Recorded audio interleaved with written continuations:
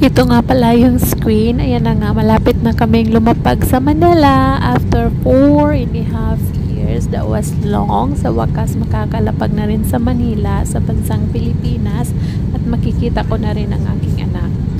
So, ayan na. Pababa na ako mga palangga ng elevator. Kukunin ko lang yung mga bagahe ko sa carousel number 1. Hindi ko nakita doon si ate. So, tayin ko na lang siya dito sa may carousel number 1 kasi kukuha din yun ng luggage na. Nandito na ako sa Manila ngayon. So, nakapas na ako ng security. Maglalakad na ako papunta sa carousel 1. Kukuha ng luggage ko. Pero inaantay ko yung kasama kong Pilipina kasi may bata yun. Tinutulungan ko. So, madali lang. Pagpasok ng Pilipinas, i-scan lang yung passport tsaka yung boarding pass. Nakuha ko na yung ticket ko. So, nakalabas na ako.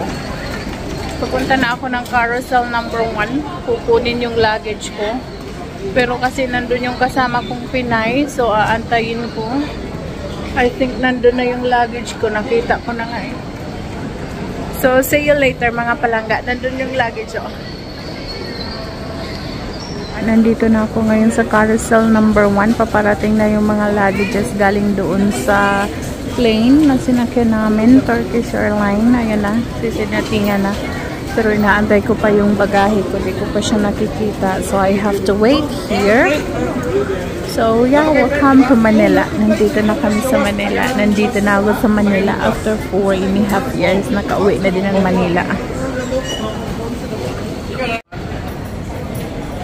Ayan na yung luggage ko. Galing sa Canada. Buti nakauwi ng Pilipinas.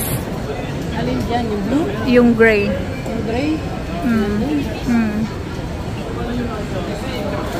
Tapos may isa pa dyan. Ayan na yung luggage kong gray. Parating na. Bye. Ayan na yung isang luggage ko. Nakuha ko na. Naantay ko pa yung isa kong luggage.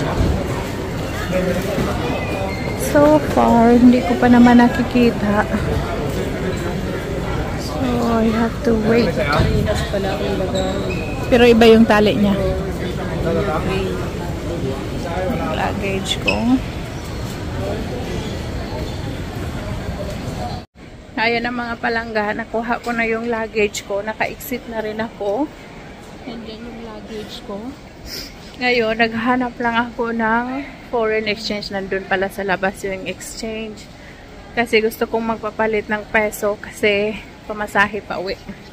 Wala akong peso. Meron naman 600 lang. So, that would not be enough to buy some food and pamasahe pa uwi.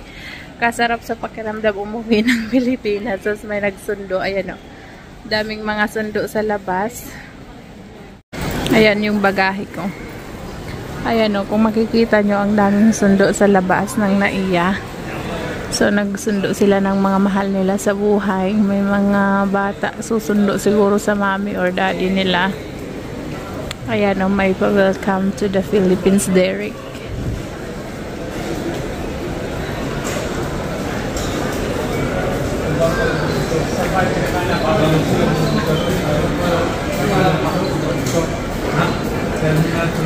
So, punta muna ako doon sa currency exchange. Magpapapalit. Bago ako lumipat ng terminal. Bye! Nalagay ko na yung luggage ko doon sa security kasi may noon akong domestic flight papuntang Masbate. So, nilagay ko na siya doon for transfer. Tapos, iniwan ko lang doon sa security. Sabi ng dalawang security, pwede naman daw. Safe naman daw yun doon. Tapos, maglalakad lang ako. Maghanap lang akong makain kasi gutom na ako talaga. Gusto ko makahigop ng may sabaw. So, dumaan na rin ako doon sa foreign currency na papalit. So, code to go na yung foreign currency ko. Napalitan na. Papalit ako ng dollar. Pinapalitan ko sa peso para may peso tayong pambili ng pagkain. Pambili ng pagkain tsaka pang tawag dito? Pamasahe pa uwi ng probinsya. So, ayan. May mga restaurant dito. Yan yung mga restaurant. Yan ako na dyan ako nagpapalit kanina sa video.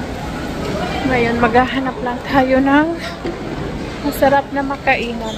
Ayaw ko yung with this kasi burger. Nanawa na tayo sa burger. Hanap tayo ng may sabaw. I think dito ako kakain sa may sabaw. So yeah, maghanap muna ako ng restaurant na makainan lang. I think dito ako kakain. Nakita ko yung may bangus sila na sinigang. So may chicken arroz caldo. Ayaw ko yan. Gusto ko kumain ng may sabaw. So doon ako sa bangus. Kakain tayo ng bangus. Okay? Ayan na yung kakainin natin mga palangga. Sinigang na bangus. Saka naghingi lang ako ng mainit na tubig.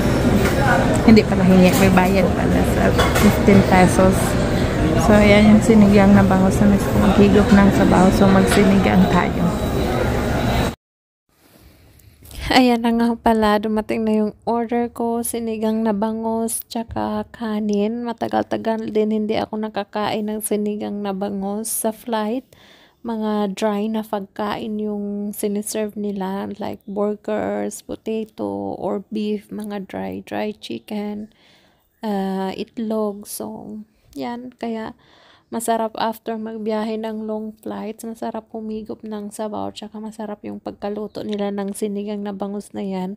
Maasim-asim. Kaya tanggal yung pagod sa biyahe. Hindi na ako masyadong nagsalita dyan. Panay na lang ako kain. Kasi ang dami kong mga katabi. So nakakahiya naman mag-ingay dyan sa restaurant. Kaya film ko na lang. Pero di na ako nagsalita dyan.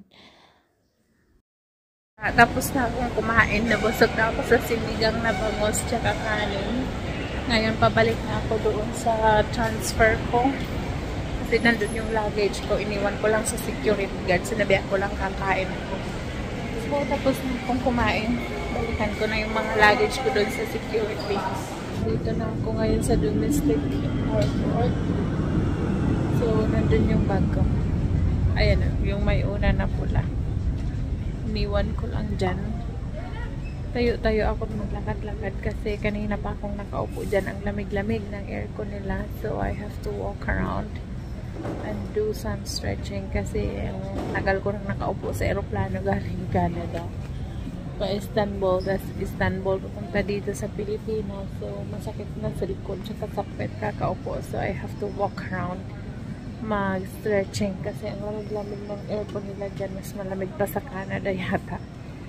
So, yeah, naantay ko lang yung boarding ng aking domestic flight which is 5:35 pa naman. Ngayon 4 minutes to 4 o'clock na in the morning. So, I still need to wait for 1 hour and 40 minutes. Sana hindi na ma-delay. Kasi I've been waiting here for so long na. Kalapag kami dito ng 8:30 sa Pilipinas, and my connecting flight is 5:45. So, ang tagal ko nang nag-antay. Sana hindi na yun mabili para makauwi na sa bahay. Pasakay na ako sa bus kasi lilipat na kami doon sa aircraft na sasakay natin. So, yan na ako sa bus. Sasakay na kami sa airplane ng Masbate. 1.5 hour flight papunta sa city. Maulan na yun dito ang weather, but that's okay. It's only 1.5 hour flight, so we'll be fine. Now we have after an hour. I'll keep you posted after ko makarating ng bahay mamaya. Bye!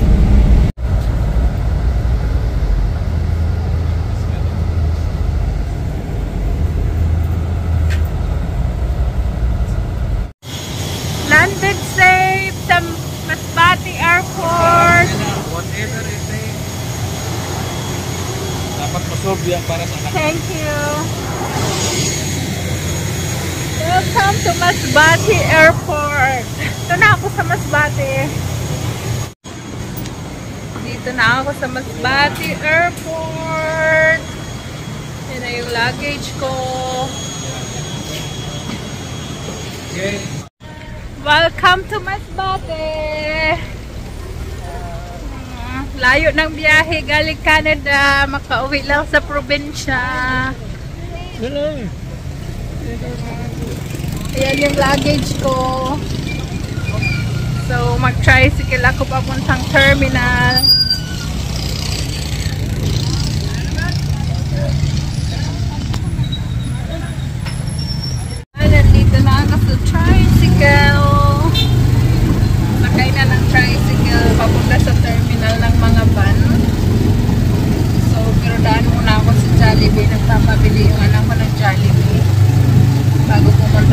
terminal, okay?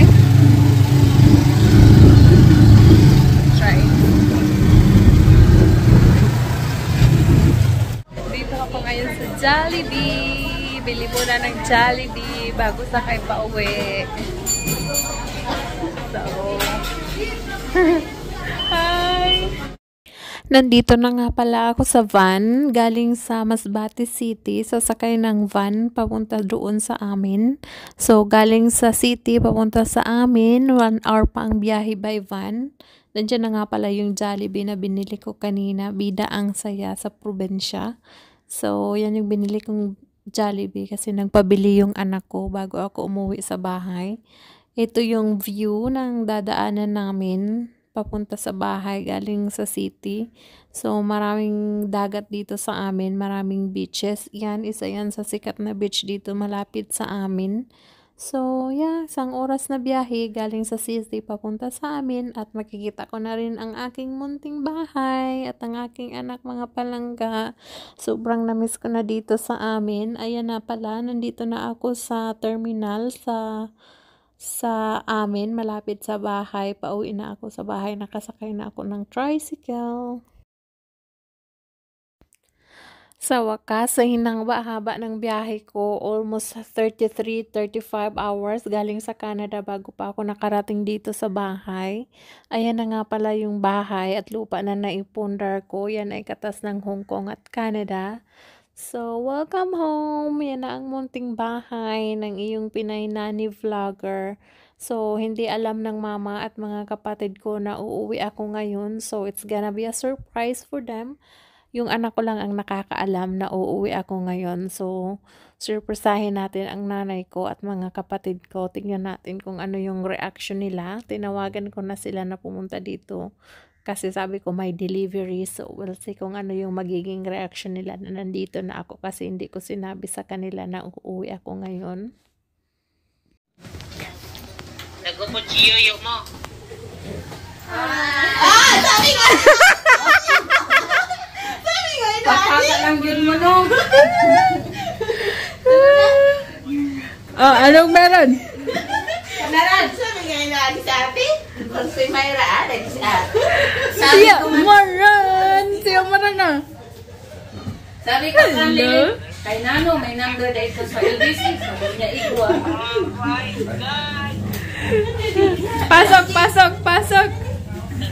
Pasok kag isara ang pinto kay nakaod ang aircon. Sulod na. Ano eh, si tita? Yeah? Sulod na yo, sulod na yo.